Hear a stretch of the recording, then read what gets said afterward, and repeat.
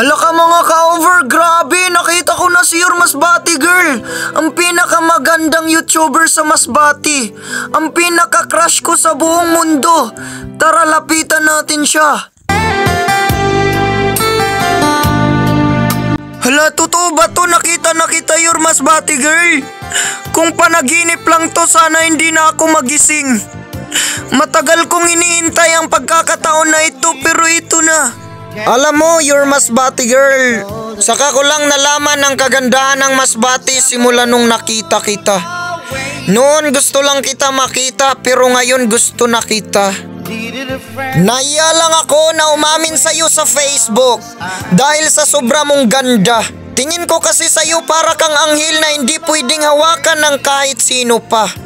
Samantalang ako, puro galos ang aking itsura. Kaya kapag pinagsama tayo, para kang artista at ako naman ay parang gwardya. Kaya susubukan kong mag-artista para naman maging bagay tayong dalawa. Pinapangako ko sa'yo na kapag hindi ikaw, hindi ako mag-aasawa. Sana hintayin mo ko, pag natuli na ako, liligawan na kita.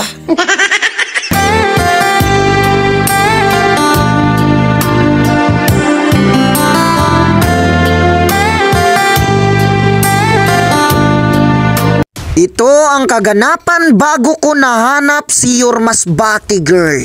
Welcome to Bagat Dagat Festival! Pumunta ako dito sa Lagon, Matayom, Katayngan, Masbate para lang hanapin si Your Masbate Girl. Siya pala si Jason Melior. Siya ang tumutulong sa akin para mahanap si Your Masbate Girl. Kaya proud ako na may kaibigan ako na sumusuporta sa akin. At siya naman pala si Al Ligaspi. Sobrang close siya kausap pero madaling magtampo at hindi namamansin.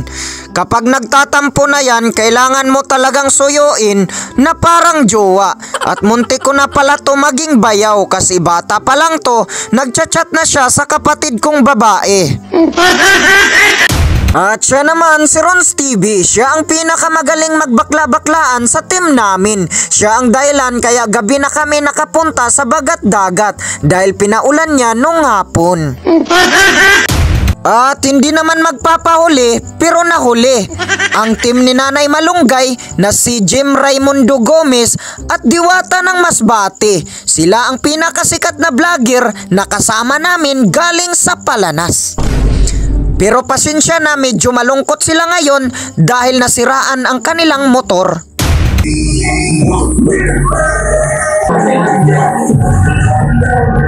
What's up mga ka-over? Habang hindi ko pa nahanap si Your Masbate Girl, ay dinudumog na ako ng mga fans. Piling ko tuloy ay isa na akong artista. At dito ko naramdaman na masarap pala maging vlogger dahil mahal ka ng mga tao.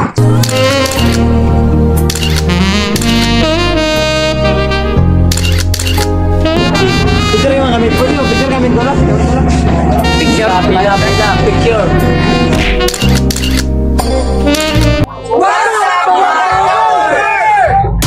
And for today's video ay papasukin natin ang ginawa naming floating restaurant. Kakaiba ito sa lahat ng restaurant dahil nakalutang ito sa tubig. Kaya ako nagbablog para makakulab ko si Ivana Alawi. Ito naman yung utol ko, nagbablog siya kasi gusto niya makakulab yung kapatid ko. Hiyay, baka hindi magtatagal, magiging bayaw ko na to.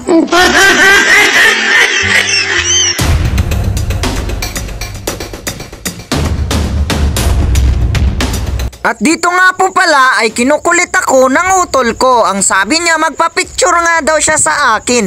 At i-edit ko daw yung picture nila ng kapatid ko na magkatabi. Katulad ng ginawa ko kay Ivana Alawi. Partida, hindi yan lasing ha, hindi yan nakainom ha.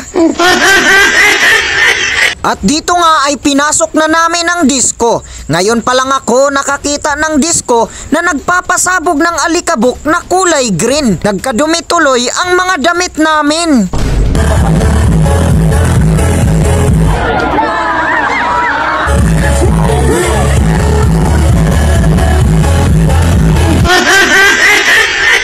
So yung naka-pink ay si John E.G. ng Katayngan. Marami kami dito kasi kasama namin ang kaibigan ng kaibigan ko. Ang pinagtataka ko lang sa lahat, dahil ang bata na to ay kapatid to ni John E.G. Pero bakit parang mas magkamukha pa kami? At dito nga mga ka-over ay nakita ko na si Yormas Bati Girl. Ito na ang matagal nating hinihintay. Hi miss, para kang bituin sa langit habang ako'y lumalapit, lalo akong nag-iinit.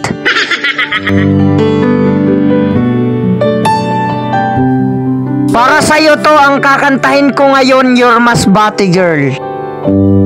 Stuck on you, I've got this feeling down deep in my soul that I just can't lose. 'Cause I'm on my way.